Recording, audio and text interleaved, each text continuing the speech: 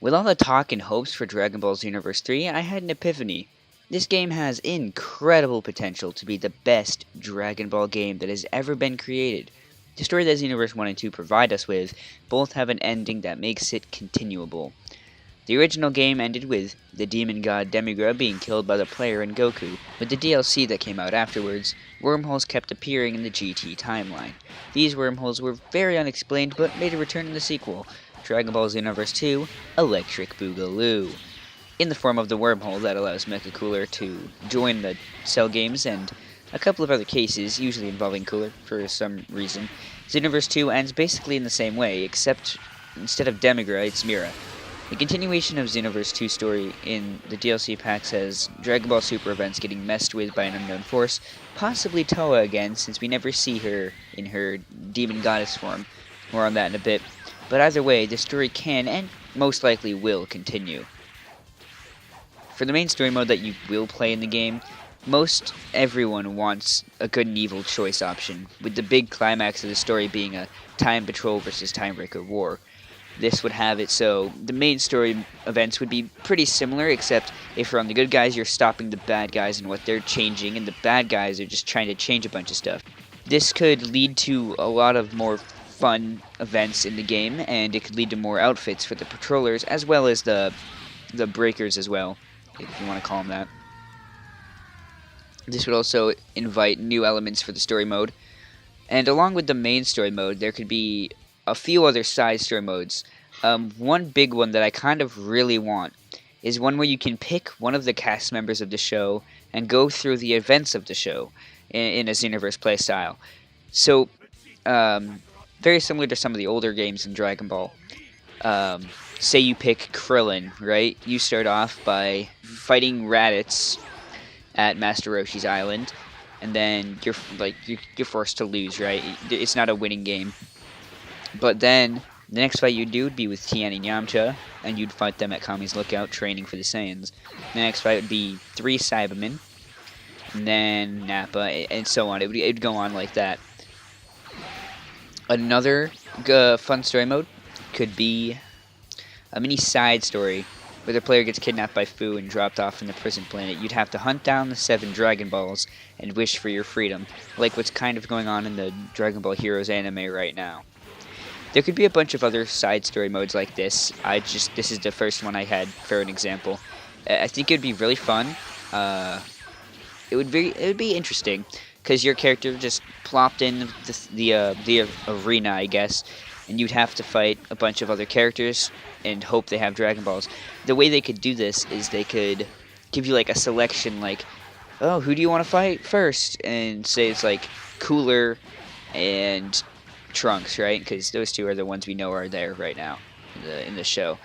Say you have a choice between fighting one of those two, and one of them has a Dragon Ball. You fight one of them. If he doesn't have a Dragon Ball, you fight the other and get the Dragon Ball. And it's kind of a progression like that. Your character can level up, and it's a continuation of the story. In a video a while ago, Syriax was talking about an actual tournament mode similar to the Raging Blast games, where you could set up a tournament for you by yourself, or for you and your friends, and even make an online lobby. He goes into detail in his video, so if you haven't seen it, I'll put it in the description. They could also take the Frieza invasion event and give it a complete overhaul, and add more invasion events, like Cell, Saiyans attacking and trying to take over Kanton City, along with Beerus getting mad and just raging out at the city. I personally think that last one would be pretty fun. Along with, they could also have the Time Breakers attacking, and if you're a Time Breaker, Time Patrollers. I do really think that if you choose to be a Time Breaker, you would have a completely different lobby city than you would if you were a Time Patroller. So for instance, the Time Patrollers would have Kanton City, and then the Time Breakers would have like that weird destroyed town that Toa and Mira are always chilling at. They have the potential to add a ton of characters to the roster. They will have the characters already in the game, and the DLC characters, of course. For DLC 7 and 8, we don't quite know what they are going to have yet. We do know Super Baby, Vegeta is going to be in there, but other than that, we have no clue. And we don't even know if there will be an 8th one, but we do know there will be a 7th one. They do have characters in the game that they haven't given us yet, and those ones are Demigra, Final Form Mira, Super Saiyan Rage Trunks, The Whis suit Goku and Vegeta, they can't transform. They should add a preset of those that can transform at least. Merge Zamasu Corrupted. That's a big one. A lot of people want him, and I'm one of them. I think there a bunch of other characters that are already in the game should get like some more presets. For instance, Android 17 and 18, they have 2 and 3 presets respectively, and they don't really change much.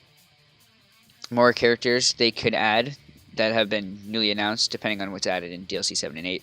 They should add Caulifla, Kale, Kefla, even just Kefla. Honestly, I'd be fine with that rather than both of them and not Kefla.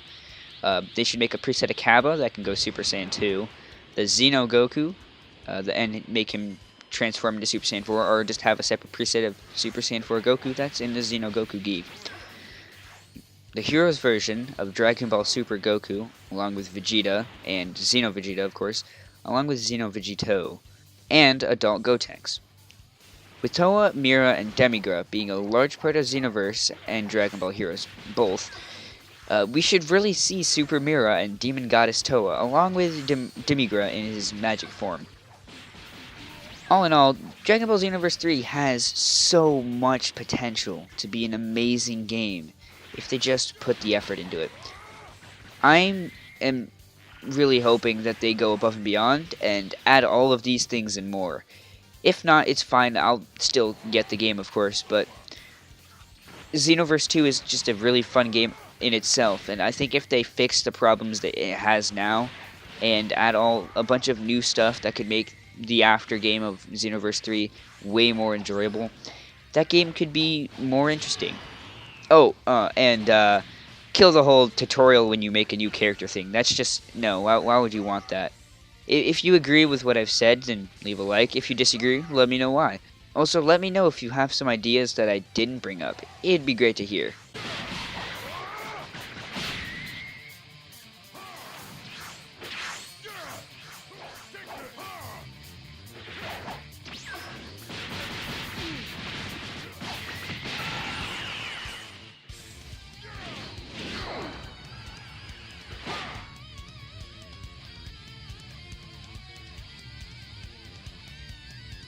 Someone like you could never defeat me.